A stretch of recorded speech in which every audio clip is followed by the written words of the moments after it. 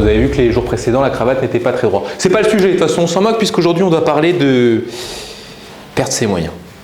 Un vrai sujet, hein. On a tous, vous savez, cette crainte qui est là, de se dire que cette fois-ci, on n'y arrivera pas. C'est la fois de trop.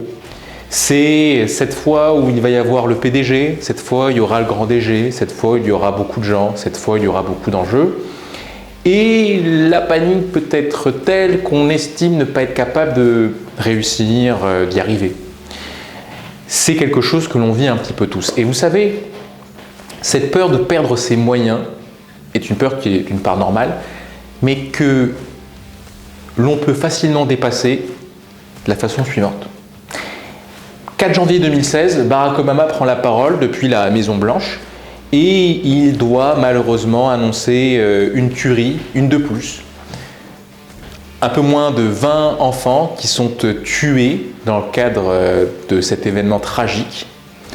Et à ce moment-là, la prise de parole est sur YouTube, hein, pour la retrouver. Il se met littéralement à pleurer. Voilà. Et vous savez, quand on est président des États-Unis, quand en plus de ça, on est issu d'une minorité, je pense qu'on est encore plus regardé, encore plus attendu au tournant, malheureusement. Et se permettre de pleurer, ce peut être, quand on est l'homme le plus fort du monde, interprété de plusieurs façons différentes. La première, psychologiquement, il doit être fatigué. Il n'est peut-être pas tout à fait sûr de lui. La seconde, c'est plutôt fort que d'avoir le droit de paraître faible. Et je vais vous dire quelque chose par rapport à ça. Si vous voulez être à l'aise avec la peur de perdre vos moyens, il est indispensable que vous soyez à l'aise avec l'idée de pouvoir paraître faible. Ce qui fait peur à beaucoup de personnes, c'est que cette vulnérabilité se voit.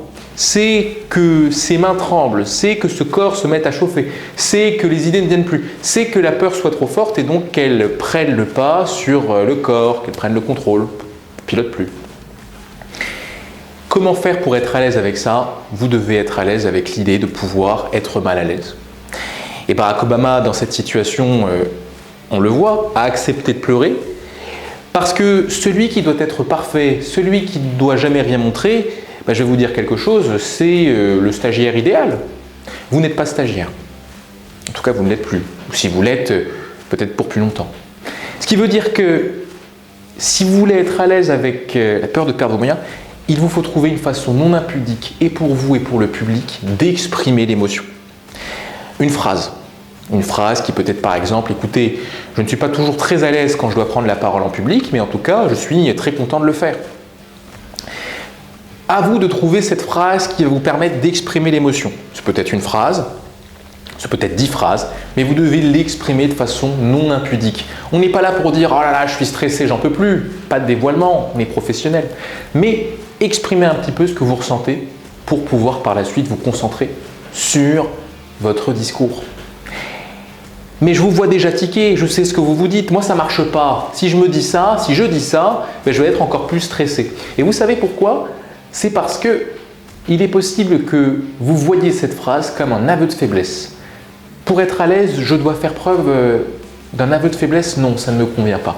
Eh bien, si vous voyez cette phrase comme un aveu de faiblesse, effectivement, ça ne vous aidera pas. Voyez cette phrase que vous dites, voyez ces phrases que vous dites comme un aveu de force. Si vous réussissez à partager un peu de votre émotion, si vous réussissez à banaliser l'émotion que vous ressentez, vous n'avez plus peur d'avoir peur et donc vous êtes à l'aise avec le malaise que vous ressentez. Ce n'est pas un exercice facile. J'ai conscience que je vous demande pour certains de faire un 180 degrés avec la façon qu'on peut avoir de gérer ses émotions, qui souvent est « je dois cacher, ils ne doivent pas voir ».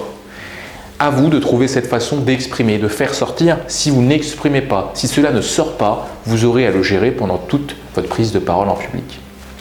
Pas de phrase magique, pas de recette miracle, votre façon à vous qui changera en fonction de vos situations de prise de parole. Évidemment, on pourrait le travailler ensemble et vous seriez les bienvenus dans le cadre d'une formation, d'un coaching pour l'évoquer, mais vous pouvez déjà bosser là-dessus.